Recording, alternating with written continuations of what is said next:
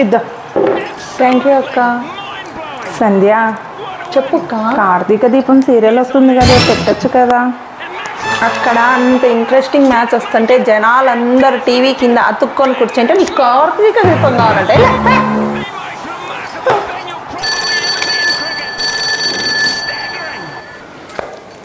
చెప్పే పుష్ప. ఏం చేస్తున్నాడు మీ చెల్లి? మా చెల్లెలా ఏందోనే క్రికెట్ అంట చూస్తూ ఉంది. ఇదేందో ఒక విచిత్రమైన ఆటే.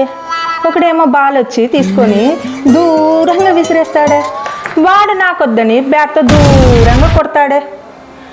ఇంకొంచెం మంది వచ్చి ఆ బాలుని తీసుకొని మళ్ళీ వీడికే ఇస్తాడే.